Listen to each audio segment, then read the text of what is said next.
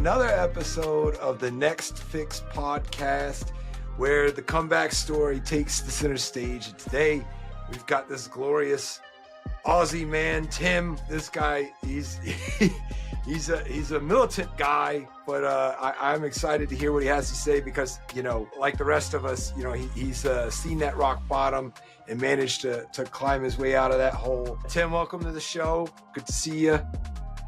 Ryan, good to be here. Right. And really looking forward to having an amazing 45 minutes with you and all those people listening. Yeah, man. And so how we always get started here, brother. We always want to know where the shit hit the fan, man. We want to know where the wheels came off. Okay, so for me, the wheels came off in two different waves, you know, and I like this show, The Next Fix, because I was very much one of those people that chased that. I was always looking for the next thing. I was basically, if I look at it, I was looking for all this stimuli to try and distract me from myself, you know. So before I was in the military, I was a professional fighter back in the 90s. You know, it wasn't in Australia, it wasn't exactly legal. So it was in these underground biker bars, you know. Really? And, you know, they wanted to see a knockout and, you know, and you could smoke in the pub.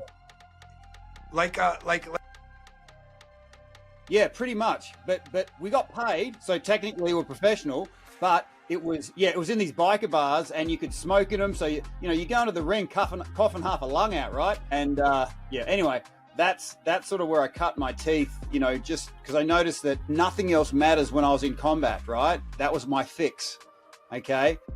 Yeah. And I noticed that it took me a long time to learn techniques, but when I was fighting somebody, all of a sudden, I just got in this zone and everything worked out for me, right? So I liked experiences where my mind wasn't anywhere else other than the moment. And done right, I think that was productive, constructive, but Right. done wrong, you know, leaning from, you know, fighting, I joined the special forces. Nothing particularly unique about my service. I did Afghanistan, East Timor, but at the time, the Australian government for the first time ever started what's called the DRSF scheme, direct recruiting into special forces. So they took civilian personnel, and if you passed aptitude tests, psychological tests, you know, all these different things, then you could go from civilian world, and provided you passed all the basic stuff and then the advanced stuff, you could attempt special forces selection. We started with 70 blokes and I was the oldest at 30. Everyone told me I was too old to do it, but I'm actually dyslexic, so I see things in patterns. Sometimes what's obvious to me isn't what's obvious to others, and everyone's saying you're too old, you can't do it. And I said, look, you know, it's obvious to me that this is the first time I've aged. I've never aged before, funnily enough. So shouldn't it be me deciding what I can and can't do at 30? Yeah. How are you got? And I just quickly ask, how's this you and swearing? Do we keep it clean here, or do we drop? Can we? Fucking say whatever you want, man. Yeah, no, right. We want the visceral, man. We want the real stuff. Yeah. Got it. Glad. I always ask. So basically, I'm like, you know, fuck it. I've got to be sovereign here. I'm not going to let anyone else's thoughts enter my mind. I'm just going to do it. Right. So they called me old man Tomo doing selection. Yeah. And I actually, my firstborn was born while I was doing selection as well. So there was extra sort of pressure at that time. And they told me at the time, listen, you can do special forces selection or you can see your kid born. You can't do both, you know? So I had to say, you know, what does that kid need? Does it need me, you know, there at its birth, or does it need a dad with a job? Because I was just this jock that couldn't get above minimum wage. And this is one way I had to support my family, right? So anyway, I was successful in that, did Afghanistan, got out in 2010. And afterwards, what I told myself, Ryan, was as long as I could do my job, everything was fine. It didn't matter that I had to drink half a carton of piss. You know, that was your cartons of alcohol. There's 24 beers in a carton. Right. Yeah, so we call it a slab of piss. 24 in beers. Australia. Yeah. So exactly. Well, I know that I have quite a bit of experience. I lived with a Kiwi, and he had a lot of Aussie friends, a lot of rugby guys. So I know piss, but maybe something. But thank you for explaining that. But it's just beer. Half a slab. So when I say half a slab of piss, that's maybe 12 beers, right? And And I thought I was fine, but I knew I had to drink half a slab at the end of the day before I could speak to my then wife. Okay.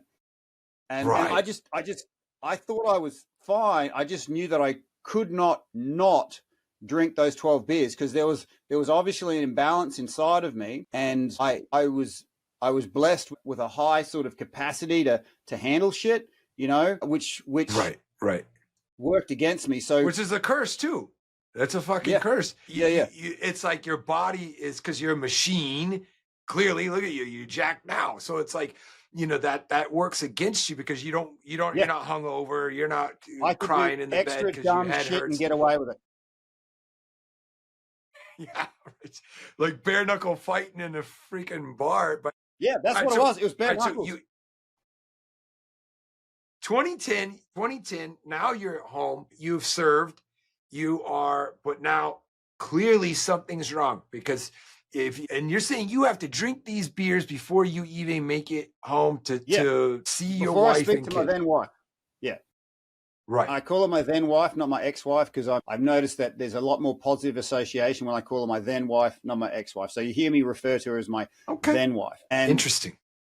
So I never thought I had a problem, and I guess that I saw wellness. Sort of looking at it now, I saw wellness as a house with 4 walls, right? And as a bloke, as a man, I had my show wall. You know, like the showroom where you've got all the things that you do, all the things other people value you for. And as long as that was still standing, my other 3 walls could be completely fucked. You know, the family life, the home life, the sleeping habits, completely shot to shit. Because if someone pointed out a problem in my life, I would just redirect them to my show wall. Can't you see all the awesome stuff that I'm doing? People value me for that. If I didn't do that, then, you know, this is, you know, I was just living in this goddamn delusional, crumbling house, right?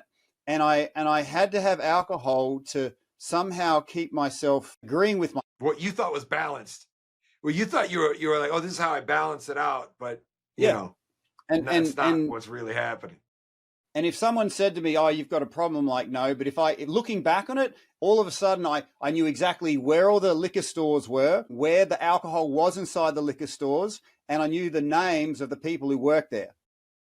And it was just like, okay, there's, you know, looking back and it's kind of obvious, but when you're in it, it's funny how it sort of comes up by increments and increments. And then things were reaching rock bottom.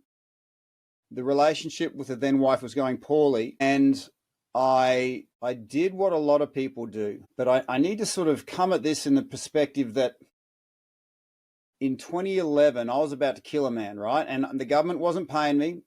I was going to do this one for free. This would have been murder, right? So I'd reached rock bottom. I went and I did what everyone I was told to do, and that's go see a psychologist, right? And I go there. Okay. And this guy wasn't just he wasn't just incompetent, he was apathetic.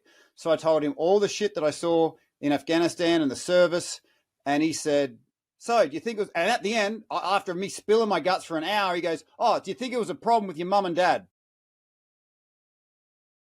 And you know how like time sort of slows down the second, the tick, tick, tick goes right like that, right? Well, that went right. Zoom, and everything froze. I immediately looked past him and I saw his psychology degree and I knew it was a glass frame. And I was going to grab that glass frame and feed it to him because this motherfucker should not, he's causing pain. In my isolation, in my disconnect, it made a lot of sense to remove this guy because he's supposed to be a healer and he's causing pain to people. And that, right. Like I said, I was disconnected. This is hardcore, right? So you're going over the logistics of this murder. This is who you're talking about, by the way, right? Yeah, you're talking about murdering this guy who's supposed to help you. Yeah. So right. I get out of my chair to do it. But then I feel this hand on my chest saying, Tim, red light. You're the toughest motherfucker you know. And even you are struggling in this system that doesn't seem to want to help. Okay. And then it said, how many other people do you think are struggling right now? And I sat back down, and that's when I saw him, Ryan.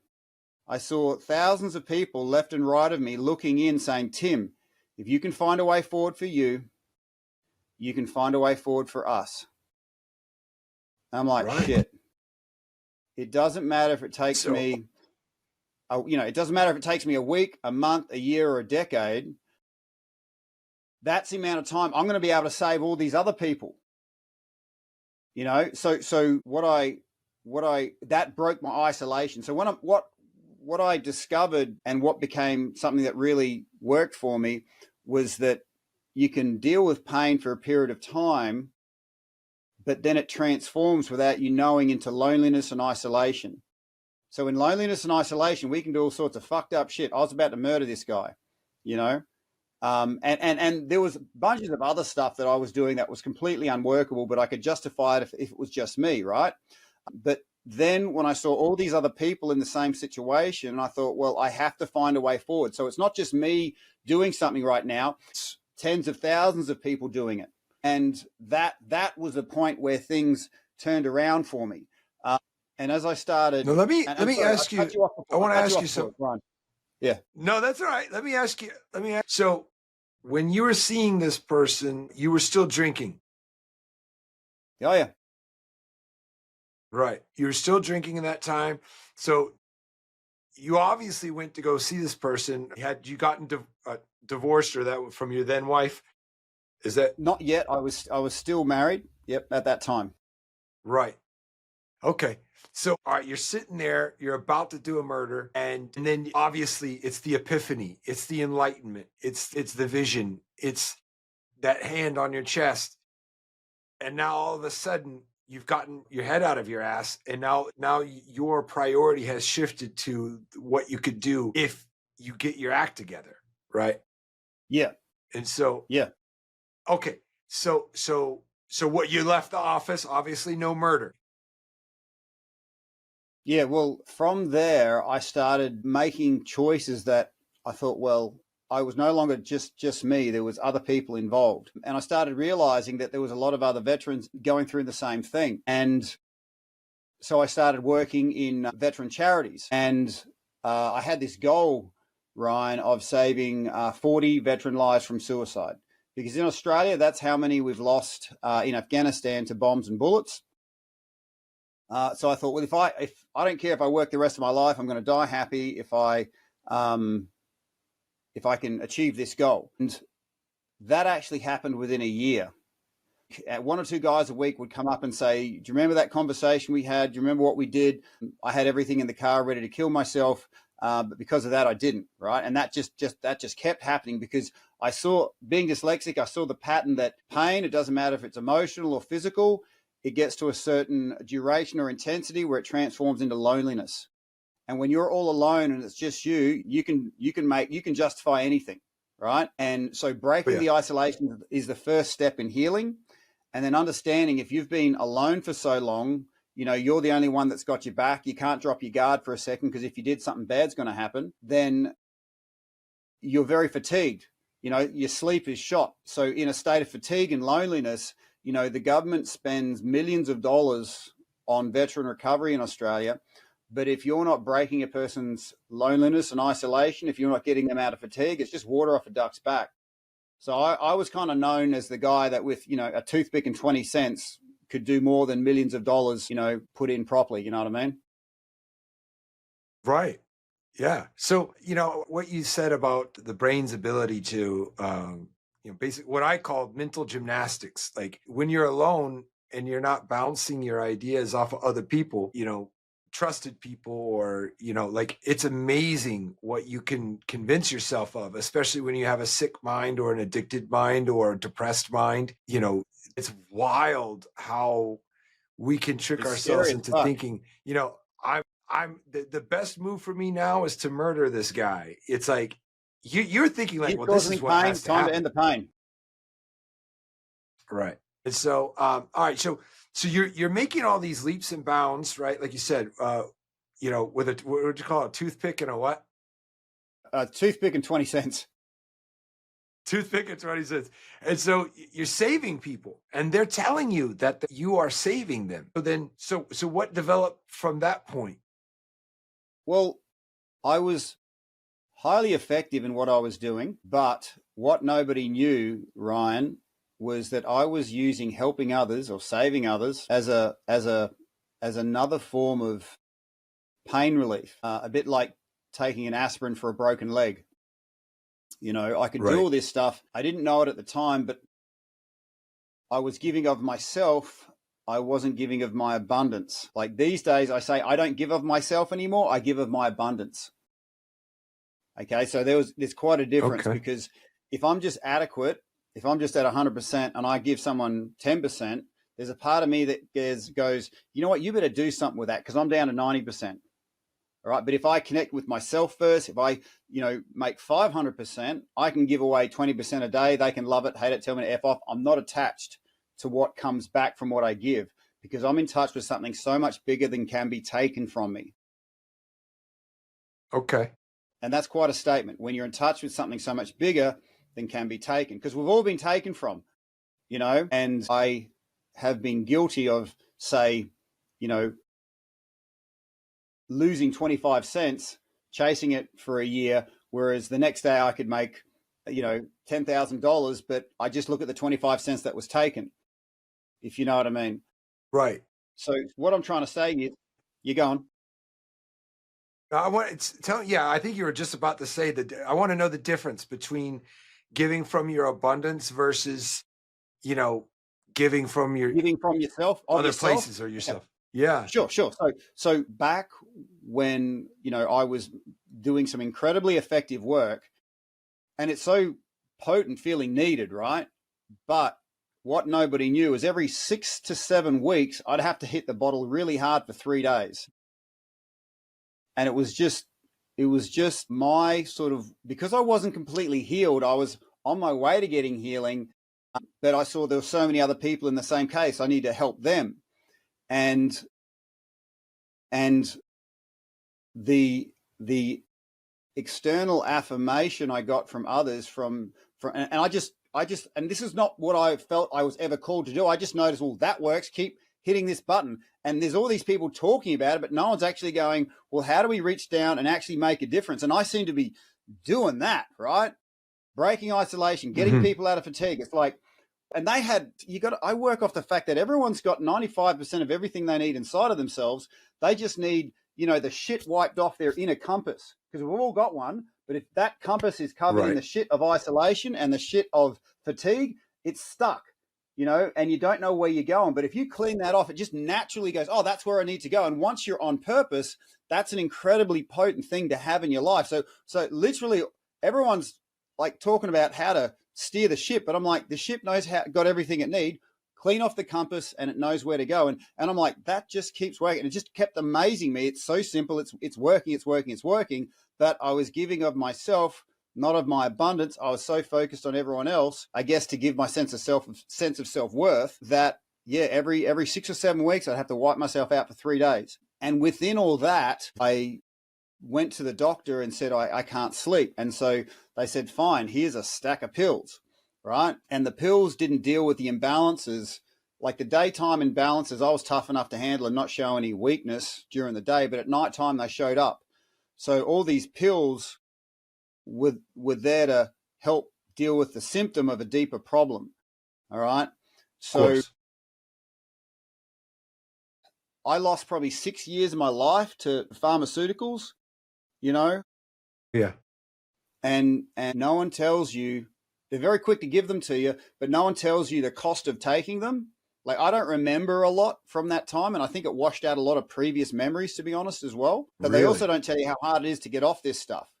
If you want to feel like, if you want to know how a second can be turned into a minute, coming off this stuff, you've got shit going off everywhere. A minute seems like an hour, a day seems like a year. Like, it is. I understand how people just get locked down, and it's so hard to get out of it, because they don't tell you, they love to market how awesome it is and solve all your problems. And in your desperation, you're like, yes, I want that, because when you're really hurting, everyone's kind of looking for Superman, right? They want the one big thing that'll knock it out.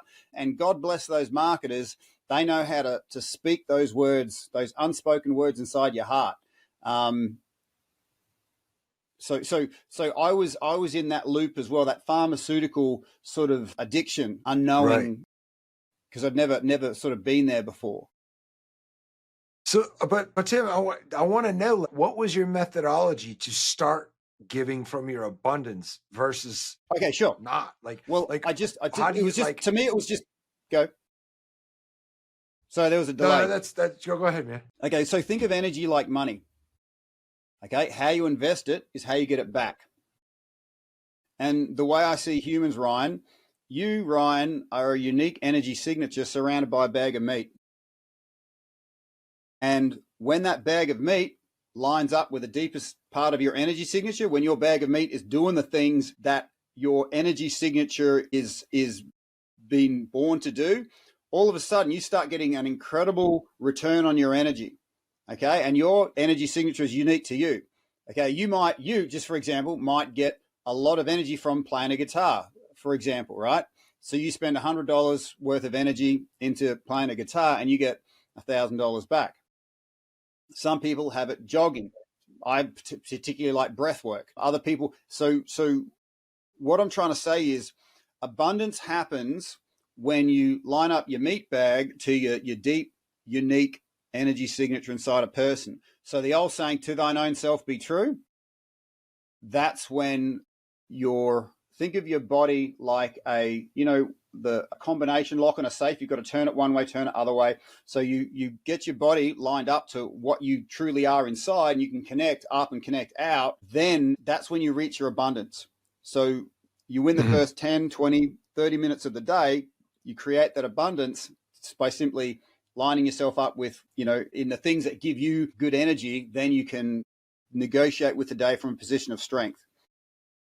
So it's really hard to be sovereign, energetically sovereign, because I'm human. If I don't give myself the energy I'm looking for, I still need energy. So I'll look for it outside of myself. On a good day, that might mean an extra coffee. On a bad day, I might have to drink an extra 6 beers. On a bad day, I'm a freaking a-hole because I need energy. I didn't give it to myself, so I've got to take it from someone else. You start wondering why there's so many a-holes around, because they can't self-generate. They can't give themselves the energy they need, so they've got to take it from others. They're drowning.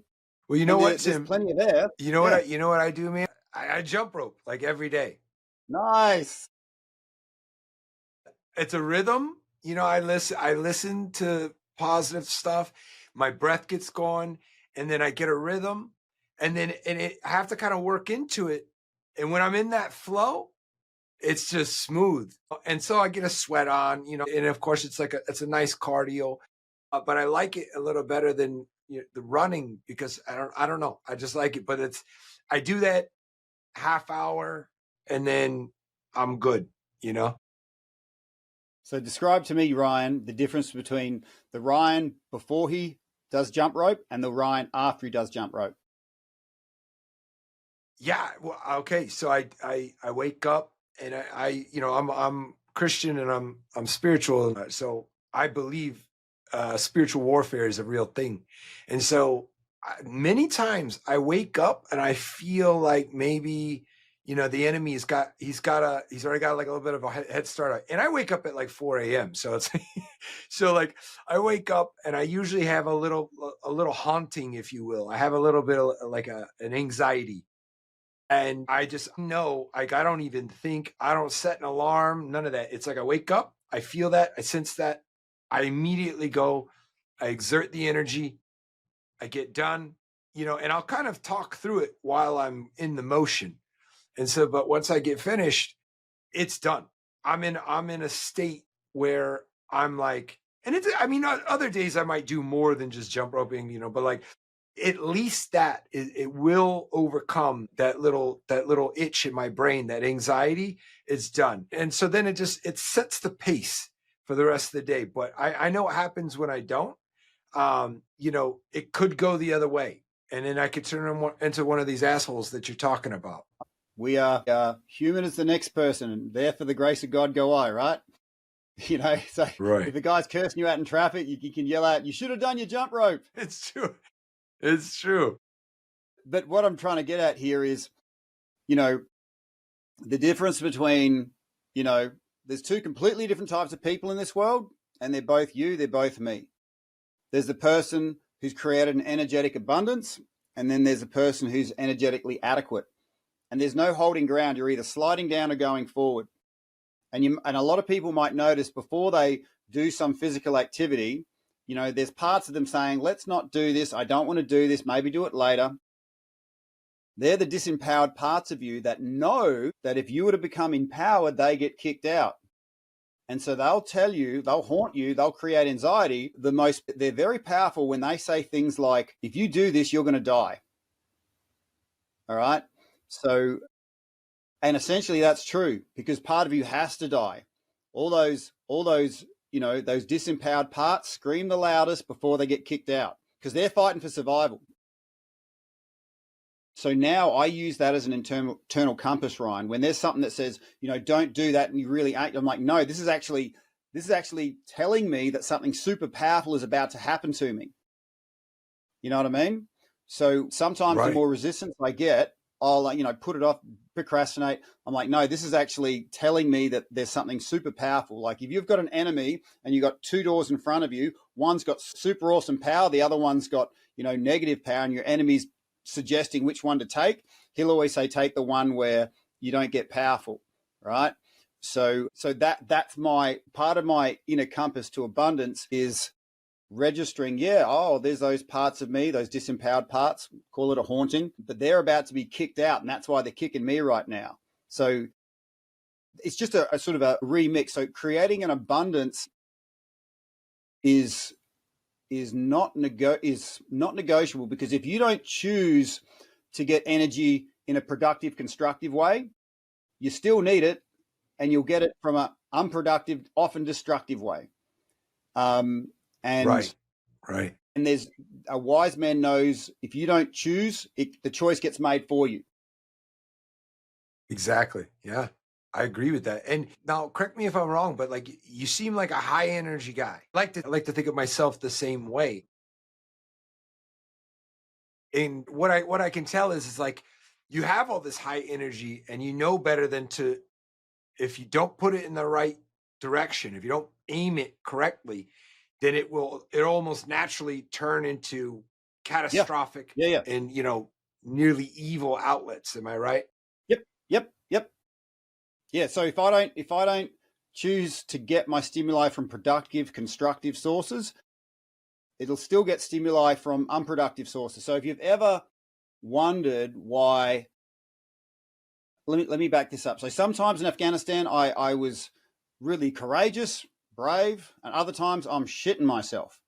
And I'm like, why am I sometimes courageous, sometimes shitting myself? And that's when I was like, hang on, my body contains mass, right? So if you and me got on scales, if I was to work in American talk, I'd probably be pounds, 180 pounds, right? And what you'd be about the same, right? Okay, so 195. Okay, all right, no worries. What do you bench?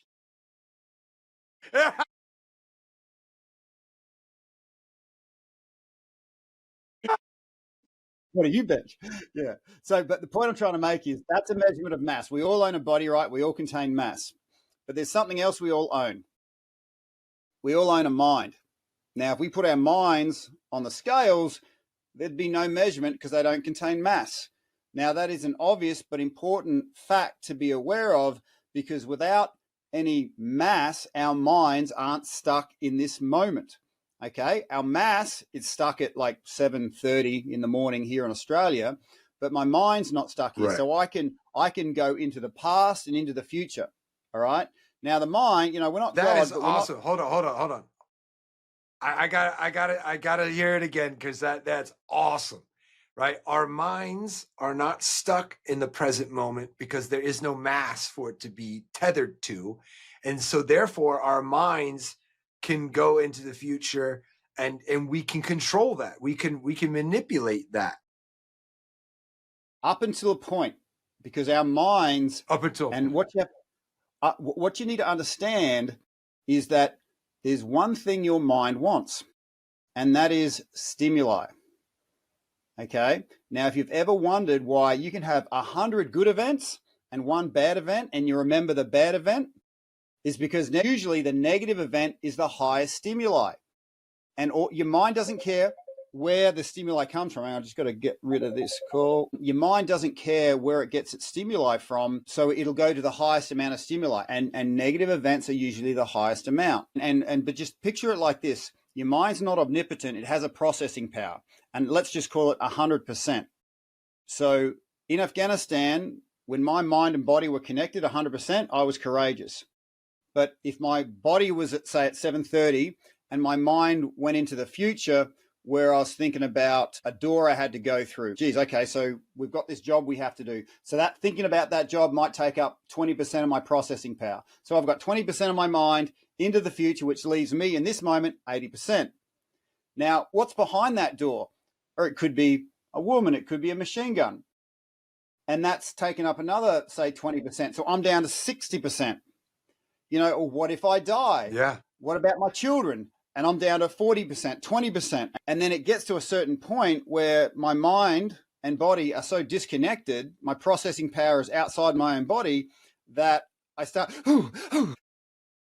any person can have, stuff in their past that's taking up a certain percentile that takes away from the moment. And that's kind of, people think that's normal. They can be thinking about the future, and that drops them down to here. And if you get down to a certain percentile, if I'm only at 30%, life is hard, because life is hard when I'm at 30%. So what a physical activity does, and what you've probably experienced, is that stimuli, your mind gets its stimuli conveniently from its own body. Okay.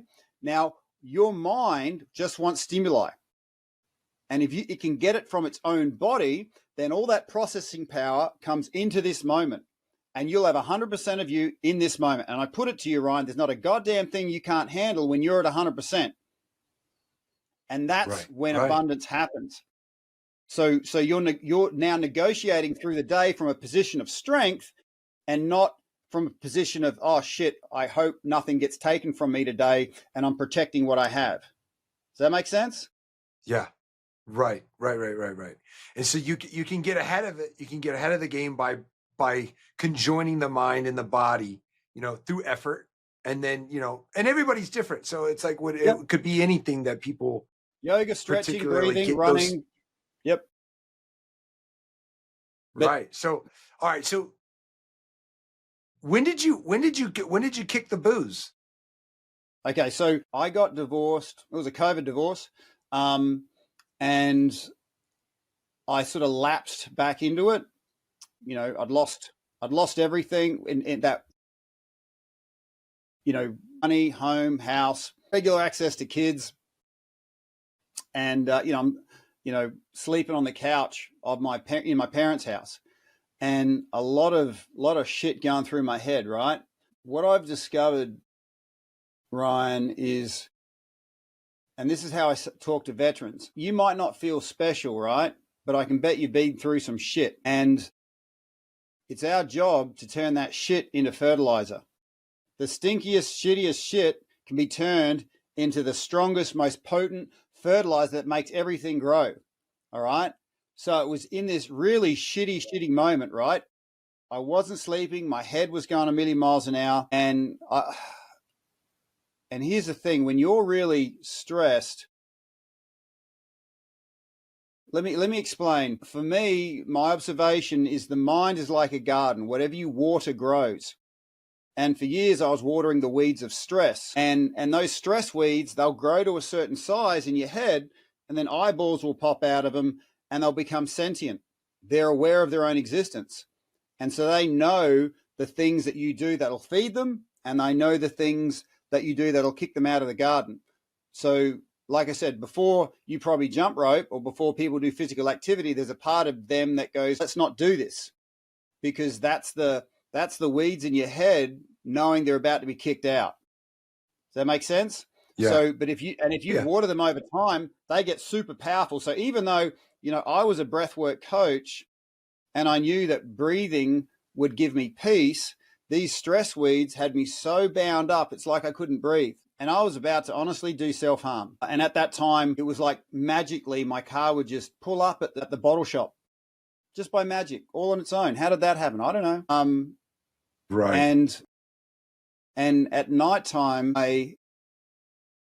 was tied up with these stress weeds, these sentient stress weeds in my head that were loving it, that I was so stressed. And it's like I couldn't breathe. Even though I knew breath work would give me peace, it's like I couldn't breathe. And I got to this breaking point one night where I looked at my thumb and I said, Tim, you can take one breath. Just take one fucking breath. And I drive it into my chest. Oh my gosh, that works. Take two. And I put 2 fingers into my chest. Okay, this is working. Get to 5. 3 fingers, 4 fingers, 5. Okay, get to 10. I'm driving fingers into my chest. And then somewhere between 15 and 25, the oxygen alkalizes your neural pathways. And those stress weeds were kicked out. And it was like the rest of my head was saying, thank goodness you kicked those fuckers out. Keep breathing. This is working. Keep breathing. Yeah. And that was where I turned my shit into fertilizer. And because that's where I'm like, how many other people have been in that situation where they, instead of breathing, they went to a very, I could have taken pills, I could have taken alcohol, whatever it was. And that's, and that was again like the second, like the dip, the second wave of shit that I found that my next level of value. Right. That's awesome. Dude, that's intense. What you were just going through that about the breathing? Like, dude, that's I could see the visceral moment, by the way that you're telling that story. So what are you doing? Where are you doing this now? Where are you applying this now? Yeah, sure. So if I was to ask myself a question, what's the best thing I could do for anybody? I don't like to use the word help, but if you do find something that actually works, then it is your responsibility to make it available to others. And I withdrew from public life about 2 years ago after I'd run a workshop on an army base, and a high-ranking officer sent me an email saying that after the workshop that I did, all his corporals and sergeants were coming up to him saying that was the best night's sleep they had in up to 5 years. The only good night's sleep they had in up to 5 years. And this officer thought it was awesome, but I said, that's actually terrible because I haven't been sleeping in 5 years, right? And something simple like breath could change it. Why wasn't this done 5 years ago? Anyway, but then he said something that stopped me and I withdrew. And he says, it was good when you were there, but what do you have when you're not there? Is there any resources they can use? I'm like, I just failed my own pee test. All right. When I say pee test, it's not a urine test. I run off what I call 3 Ps. Military people like, acronyms. So I run off 3 Ps.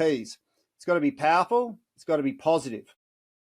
But the third one is most important. It's got to be permanent. So permanency of something is, to me, the most important, because there's a lot of powerful and positive things, messages, but if you really are about adding value to people, you can't just say you're adding value while you're at this big event, rah, rah, rah. Who are they a week later, a month later, a year later? How are we connecting them to something powerful? Ideally, you want to be the person that connects them to the best friend they're going to have for the rest of their life. Okay, and that's what a healer will do. A healer knows that they're human, their energy is not enough for 2, but they've got a connection to something really powerful, and it might have taken them 10 years to get that, but they've made it super easy for you to connect sometimes in one conversation. So for the last year and a half, I've been pouring a lot of time, effort, resources into creating a resource that people can have on their phones that makes going to sleep with peace and getting out of bed with power and connection. So you might see on my chest here, if the pixelation, breathwork in bed, that's sort of, you can access that on your phone, and people who are tired, they just want to say, here's what I want, take care of it for me. So the app is set up super easy. You just tell it when do you want to go to sleep, when you want to wake up, and these notifications fall out of the phone, to guide your breath peacefully to sleep. And then it's a different type of breathing to get you out of bed. So that's sort of my permanency, where people, if they like what I'm doing and they want to integrate it, I've made it very easy for them to make that connection, which is essentially, to their own lungs. It's not, people learn that when they get into breath work, it's not a set of lungs we own. It's a medicine cabinet with a lot of different shelves.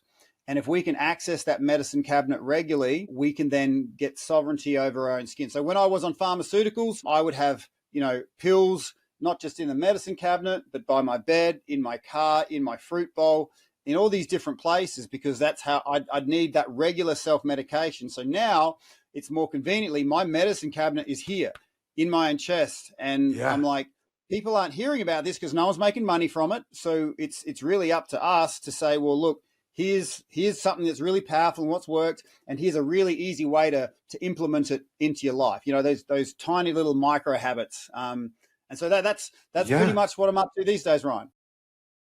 Yeah, it's a breath work in bed. Yeah, and you can read it, but I'm gonna also have that. I'm gonna outline everything so everybody can see it and find it. And so it's an app. Is it like, where is it, like in a Google store, or is it an app store? We just a couple of weeks ago we did approval by Google and Apple. So smartphone, Google, you get a 28-day free trial. So if you like it or not, you see it as and the thing about quality sleep, Ryan, is it's accumulative. Just like it accumulates damage, if you're not doing it, it'll accumulate good effects. So there's you after, if I was talking negative, there's you after 3 nights of bad sleep, a week of bad sleep, a month, a year. And it's amazing. And what I don't like about our current society is everyone thinks bad sleep is just normal because it's so common, and no one thinks that they can do anything about it. Right. And the pharmaceutical company wants you to think there's nothing you can do about it. They don't want you to see the power that's inside your own body, because if you did see it, if you did experience it, they're redundant. So when you start sleeping properly, there's an accumulative effect as well. When you sleep properly for 3 days, a week, a month, a year, a decade, there are like so many preventable diseases that happen when you're not sleeping properly. Conversely, there's so many health benefits from sleeping properly. And I've never found anything so convenient, so easy, so potent, so powerful than our own breath.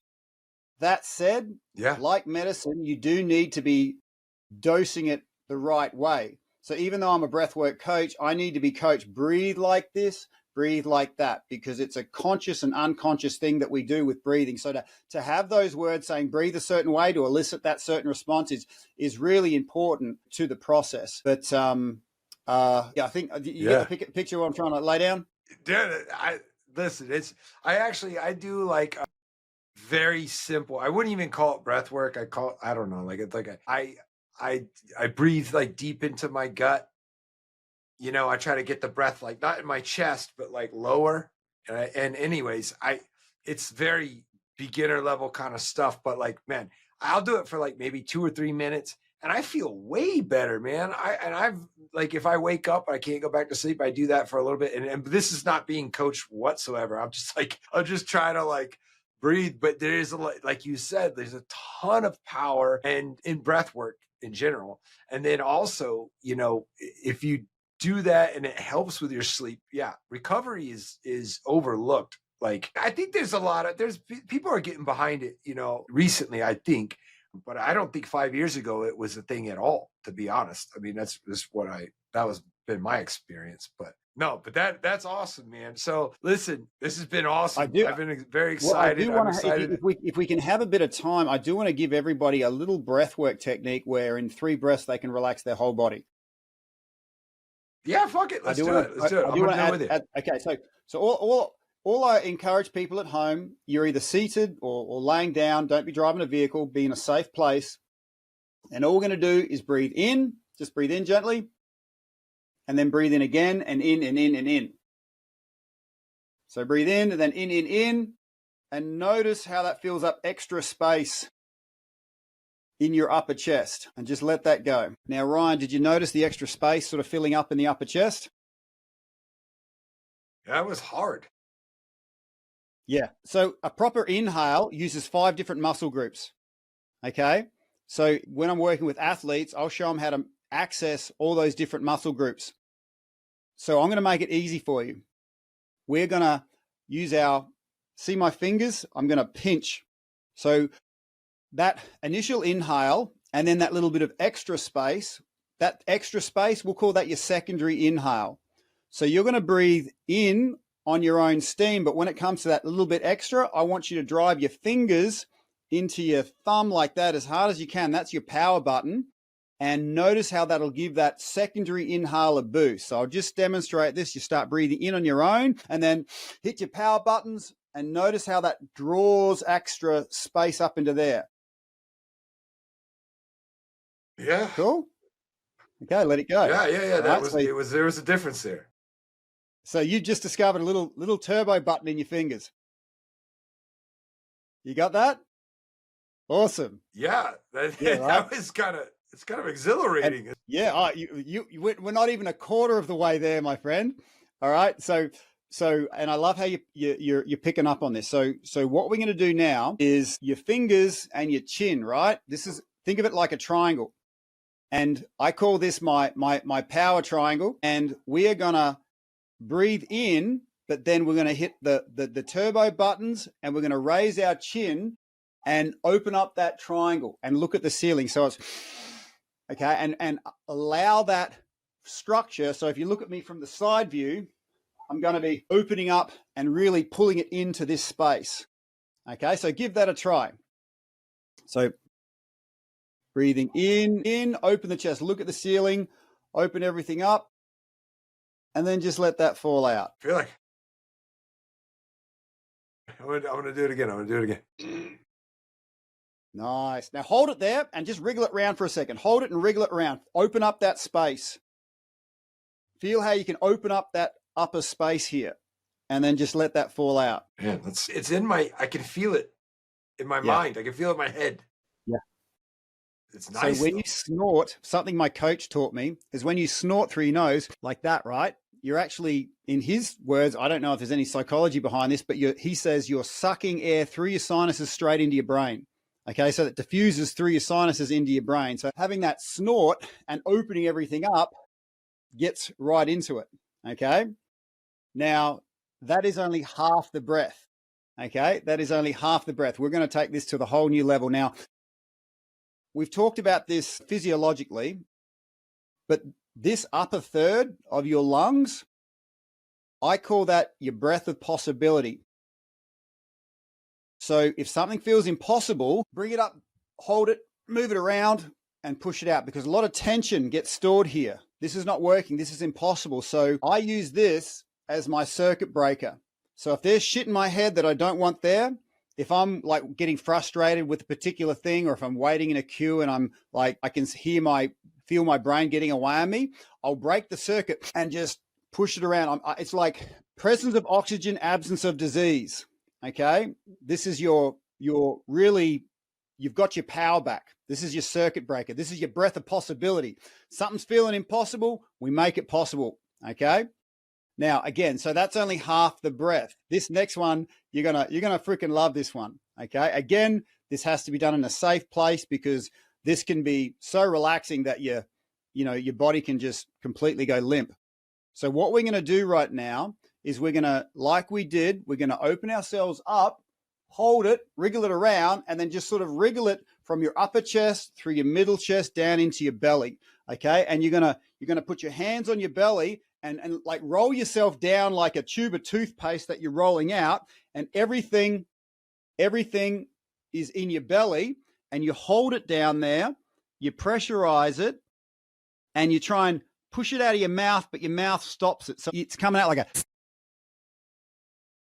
like really, really slow release, even though it's pushed down low. So you're taking it from up top, wriggle it down, relax everything forward, hold your stomach, push it down below your belly button, and then let it out really slow. So we're going to do that now.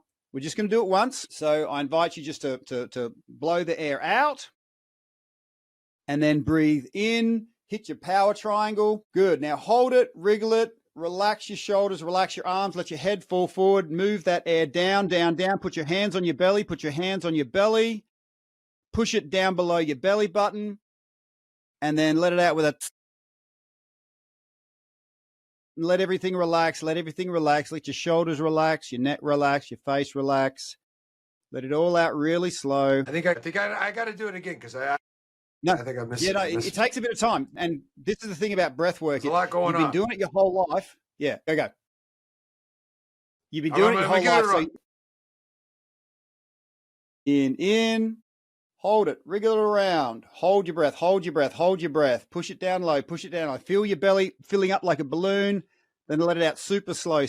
You want to let it out for 20 seconds, super slow. Relax everything, relax your shoulders.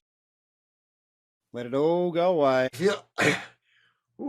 I feel like I don't have that lung capacity, but obviously I don't do this often. So, man, but I feel better already. I do feel better. I feel better. Yep. Let's just do that. Interesting stuff, man. Let's just do that one more time, because up here is your breath of peace, and down low in your belly button. Sorry, correction. Breath of possibility is up here. Breath of peace is down low. So you breathe it up high, hold your breath, push it down low, feel it's filling up like a balloon, and then only let it just bleed out in the smallest possible way, like. So it's like a super, super slow, like it's only just whispering out of your mouth. Okay? So let's just breathe in again. Another deep breath in, open up. If you need to sort of swallow a bit more air down, you can. And then just let it go down, push it down, down low. Now pressurize it and just let it out with the smallest little bleed and just relax everything. Let it all fall away. You're doing really well. Let that peace that transcends human understanding go through your whole system. It's just an act of receivership. That one was way better. I did a much better job at the instructions. So is this what's in the app? That was amazing. Is it a video or like? Well, the app is breathing a certain way to go to sleep, breathing a certain way to get out of bed. And it's a very good friend to have at 3 a.m. when you wake up and you can't get back to sleep, to have a button you can push to breathe a certain way to get you back to sleep. And I've noticed there's been times when my mind hasn't slept and I've been up between 2 and 4. And I noticed that I've just kept on hitting repeat on the breathwork tracks, and it acts like a patch. So even though I'm up for 2 or 3 hours, it's when I wake up, it's like, oh, wow, I feel so much better than if I stayed in my head and started thinking about all the negative stuff. So even if you're not sleeping, breathwork, especially at night, acts like this magic patch that makes you wake up in the morning going, oh my gosh, I feel so much more amazing. That was freaking awesome, man. That was really cool. And that was out of the three, you probably only did one. So, but just picture this, the impact you got, Ryan, from one breath. How are you feeling now? How did that make you feel? I'm dead serious. I'm going to use that. I'll get better at it too. But hey, Tim, it's not just an app, right? What do you got? You got a website? What else you got going on, man? There's got to be some other place. I got the website and all that, but the important thing from this conversation, I mean, yes, it's good that we have authentic conversations. What's important after this is people connect to their power. People get sovereign. People know that if we connect, if we give ourselves all the things that we're looking for before we leave the house, once we leave the house, we're negotiating from a position of strength. The rest of the day is a victory lap. I've already won. All the things that I'm looking for outside my own skin, I've just given it to myself. I'm a complete sovereign unit. I can be generous with people. So if people, once they get out of fatigue, they start looking for things that they can get more energy from. So I discovered this breathing when I was, fatigued as hell in the dirt of Afghanistan, and I started getting myself out of fatigue with this breath work. I'd never done breath work before. I noticed that I'd get myself out of fatigue, but if my team was having a bad day, then I was having a bad day. So there came a point in my own journey where I had to expand my influence from inside my own skin to outside of my own skin. And I just noticed that the more powerful I was connected inside of myself, the more powerful connections I could make outside of myself. And then this just magic just started happening. All these people around me started, and life got better for me because I could I saw that the best thing I could do for others was connect powerfully to myself first and then give generously. So within the app itself, we actually have a generosity news wall. So in the morning routine, you're not just getting out of bed with breath work and body activation. There's positive affirmations said in the mirror. So setting your brain, your mind, like, these really positive affirmations in the mirror. And then it asks the questions, would you like to double the energy and connection you're currently feeling? Now, some people just need to get themselves out of fatigue. So that might be a step too far. But those people who feel they want to double down and do small acts of generosity, we encourage them to post it on the generosity news wall. So here's the thing, the narrative currently in the media is we mostly hear from disempowered, disconnected people. And we actually start thinking that the world's a terrible place because this is the constant stream that we're telling. Empowered and connected people, we have the numbers, but we don't have the attention. So I wanted to sort of flip the script so people can actually say, look, I took my neighbor's bins in, or I listen more than I talk, or I let someone in on traffic. It doesn't have to cost you anything. It just can be a very small act that you do as an affirmation of your own strength, power, connection. And I noticed that when people share that, it triples it in value, So that's sort of one of the bonus features of the app is we've got a community for people that are empowered and connected. Because when I go through my day, I want to hear about, Fred from Florida taking his neighbor's bins in. Fuck me, that made my day. I've never met you, Fred, but the fact that got put up to my consciousness, thank you. Right. We are happiest. Our strength, power, and connection, our strength and power is relative to how connected we are to others. And when we're powerfully connected to ourselves, we can powerfully connect to others. And I put it to you, Ryan, if you knew I had your back 100% and you had my back 100% and we both were in that connection, there's not a goddamn thing we couldn't handle. Yeah. Bring it on, Right. And conversely, that's the power of connection, right? But conversely, if I'm all alone, if I'm disassociated, I could justify all this sorts of, bullshit because I was in such a position of weakness when I'm disconnected. So ultimately, answer your question, I really encourage people to connect powerfully to themselves, give themselves all the things that they're looking for and know that it's underneath your own skin. And then you're moving forward in that position of, power, strength, and connection. And that's what my attempt with the Breathwork in Bed app does. Yeah. Well, I think it's better than an attempt, man. I think it's awesome. But yeah, man, you're a kick-ass guy, brother. I loved it. This has been awesome. And we talked before we hit record, and I said, I want some real boots to ground moves here. That's exactly what we did.